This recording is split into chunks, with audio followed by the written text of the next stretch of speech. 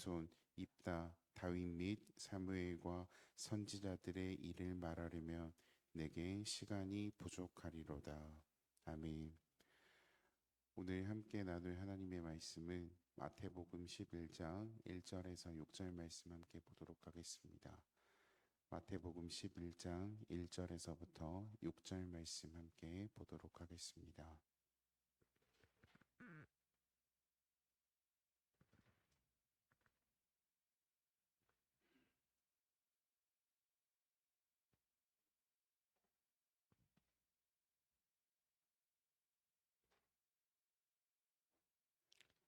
한 절씩 교독하겠습니다. 예수께서 12제자에게 명하기를 마치시고 이에 그들의 여러 동네에서 가르치시며 전도하시려고 거기를 떠나가시니라.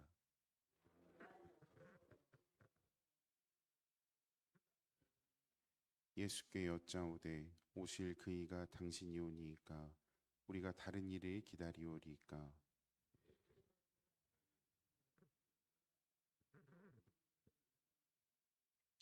맹인이 보며 못 걷는 사람이 걸으며 나병 환자가 깨끗함을 받으며 못 듣는 자가 들으며 죽은 자가 살아나며 가난한 자에게 복음이 전파된다 하라.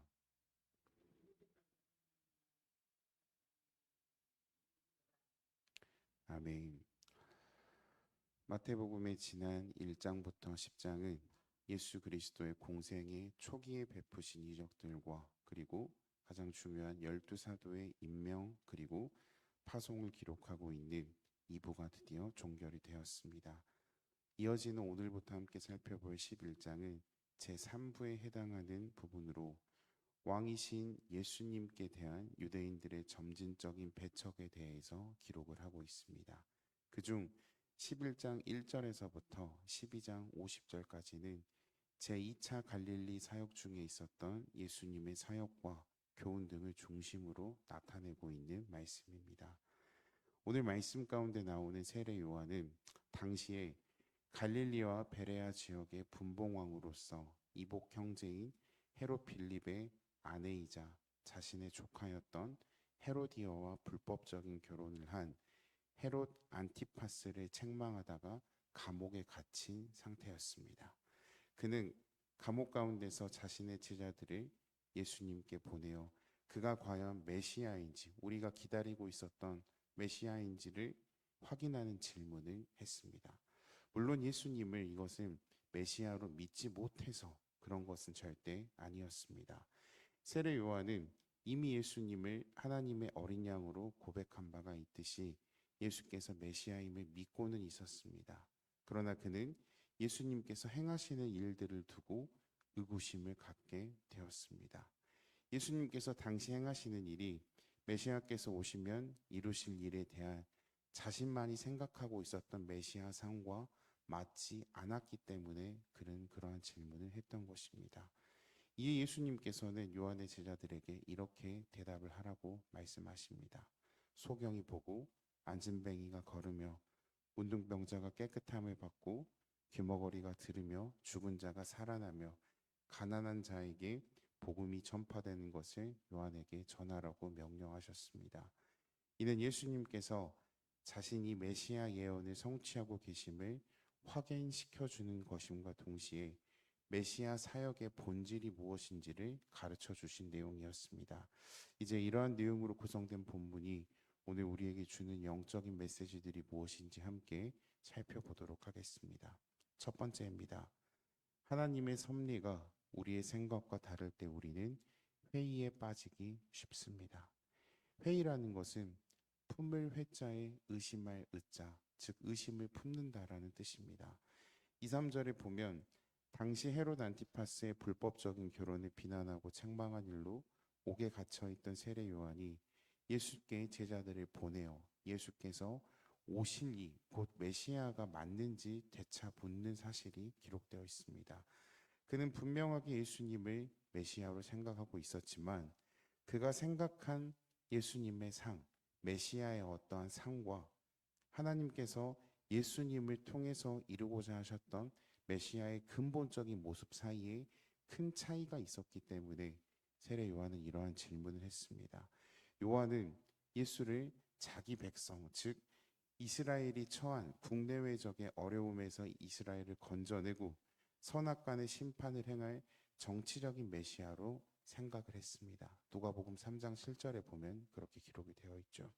하지만 하나님께서는 예수 그리스도를 통해 자신의 유일한 아들 독생자 예수를 통해 죄의 종로를 타고 있었던 만민의 구원을 이루고자 하신 것이 참 뜻이었죠. 따라서 이러한 하나님의 뜻을 올바르게 알지 못했던 세례 요한은 예수께서 왜 빠르게 민족의 어떠한 회복을, 이스라엘의 어떠한 정치적인 구원을 향한 행동을 취하지 않지? 왜 우리를 힘든 상황 가운데서, 로마의 압제 가운데서 당장에 구원해 주지 않지? 라는 회의감에 빠져 제자들을 예수께 보내어 예수께서 진정한 메시아인지를 물었던 것입니다. 이처럼 우리는 우리의 어려운 상황에서 즉시 우리를 도와주지 않을 때, 하나님께서 우리에게 즉시 우리를 어려운 상황에서 구해내 주지 않을 때, 그리고 우리가 생각했던 것과 다른 상황이 발생할 때 하나님의 섭리에 대한 회의에 빠지기가 쉽습니다. 그러나 우리는 많은 경우에 있어서 하나님의 뜻과 우리 생각의 차이가 있다는 것을 먼저 깨달아야만 합니다. 왜냐하면 하나님의 섭리는 전 우주를 운행하실 만큼 무한하고 크시지만 우리의 생각은 한 치의 앞도 없을 만큼 제한적이고 몹시 작기 때문입니다. 전도서 8장 17절에 이렇게 기록되어 있습니다. 하나님의 모든 행사를 살펴보니 해 아래서 하시는 일을 사람이 능히 깨달을 수 없도다. 사람이 아무리 애써 궁구할지라도 능히 깨닫지 못하나니 비록 지혜자가 안도라 할지라도 능히 깨닫지 못하리로다. 아멘. 그렇게 기록되어 있듯이 우리는 하나님의 섭리를 완전히 이해한다는 것 자체가 불가능이라는 것입니다. 라틴어 중에 이러한 구절이 있습니다. 핀튬 논 카팍스 인피니티라는 말이 있습니다. 이게 무슨 말이냐면 유한은 무한은 절대 정의할 수 없다라는 것입니다. 그렇습니다. 피조물인 우리가 창조주 하나님의 그 모든 생각과 그 모든 계획하심을 결코 절대 이해할 수 없다라는 내용이죠. 아브라함에게 이삭을 바치라는 하나님의 요구는 아브라함의 생각과는 전혀 다른 충격적인 것이었지만 결국은 그것이 아브라함의 믿음의 조상으로 만드는 계기가 되지 않았습니까? 하나님의 뜻을 의심하지 말고 하나님의 선한 일을 기대하며 인내하기를 바라겠습니다. 그러므로 우리는 우리의 생각과 하나님의 섭리하심이 다르다고 해서 실망하거나 회의감에 빠져서는 절대 안 된다는 것이죠. 요한한 피조물의 자리에 있는 우리의 생각과 무한한 창조주이신 하나님의 섭리가 서로 다른 것이 어떻게 보면 더 자연스러운 일입니다. 그런즉 우리는 이해할 수 없는 하나님의 섭리에 대해 회의를 품기보다는 그 섭리를 통해 이루어질 하나님의 크고 놀라운 일들을 기대하고 순종하는 믿음을 갖길 바라겠습니다. 두 번째입니다. 신앙에 대한 긍정적인 회의감은 우리를 확실한 믿음 가운데로 인도합니다. 여러분, 일반적으로 우리가 예수를 그리스도인지를 의심한다면 그것은 분명 불신앙적인 행위입니다. 제가 여기서 여러분들에게 예수님이 과연 하나님의 아들일까요? 라고 던진다는 질문 자체가 어떻게 보면 믿음의 잣대에서 굉장히 잘못되고 불신앙적인 질문이라는 것이죠. 하지만 우리는 오늘 말씀에서 이러한 요한의 회의를 보고 불신앙이라고 말하지는 않습니다. 왜 그럴까요? 그것은 바로 요한의 회의가 신앙의 확증을 얻기 위해서 시작한 긍정적인 회의이기 때문이라는 것입니다. 이런 경우에 있어서는 의심이 오히려 우리의 신앙을 더욱 돈독히 하는 데 도움을 줄 수 있습니다. 모든 것을 신앙으로 무조건적으로 수용하다 보면 맹목적인 신앙이나 기준 없는 신앙, 즉 이단 사상에 빠지기가 쉽습니다.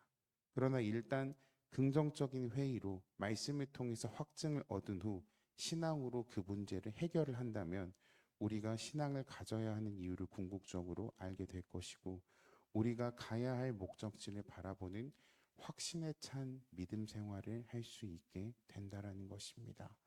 사랑하는 성도 여러분, 여러분이 가진 신앙에 대해 긍정적인 회의를 하시길 바라겠습니다. 무절제나 편견, 지식을 위한 불신앙적이고 부정적인 의심이 아니라 우리가 쫓아야 할 참된 그리스도를 찾기 위한 신앙적이고 긍정적인 의심을 하길 바라겠습니다. 그리고 여러분이 찾은 확신 가운데 거하도록 우리는 갖은 노력을 해야만 합니다. 생각만 하고 끝이 나서는 안 된다라는 것이죠. 존 버년이 쓴 철로 역정을 보면 주인공은 늘 그렇게 생각을 합니다.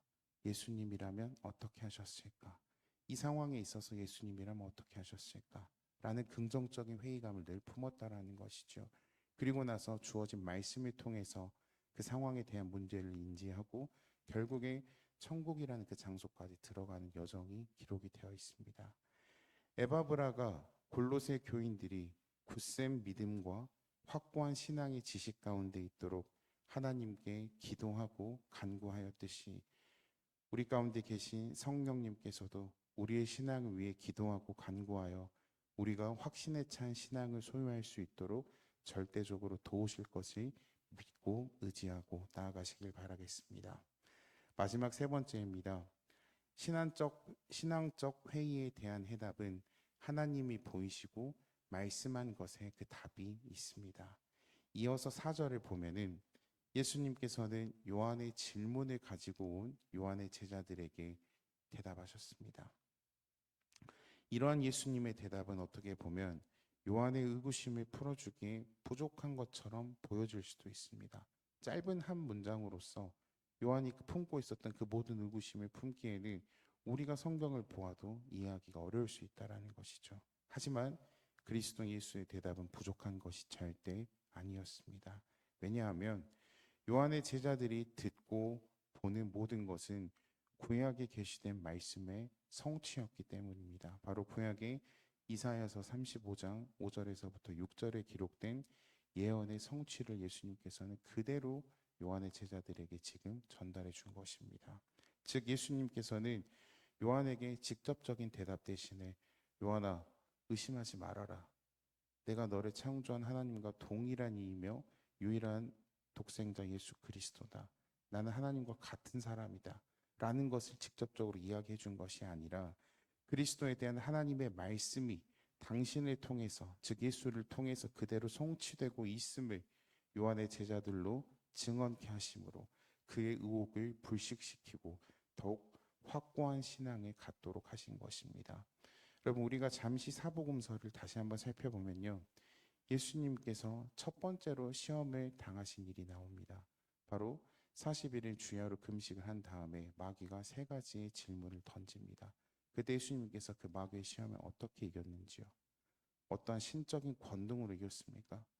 어떠한 물리적인 힘에 의해서 이긴 것이 아니라 기록되어 있는 신명기에 기록되어 있는 말씀을 통해서 예수님께서는 하나님의 기록된 말씀을 통해서 마귀의 시험을 이겨나갔다라는 것이죠.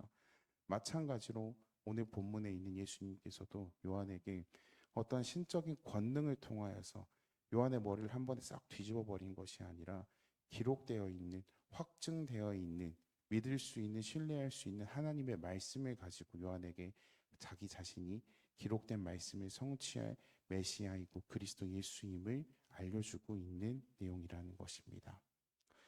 우리의 신앙적 회의에 대한 해답은 하나님께서 친히 보이시고 말씀하신 것에만 그 답을 찾을 수가 있습니다. 세상이 가져다 주는 어떠한 좋은 책, 인문학적인 도서, 신앙 도서들 가운데서 찾을 수 있는 것이 아닙니다.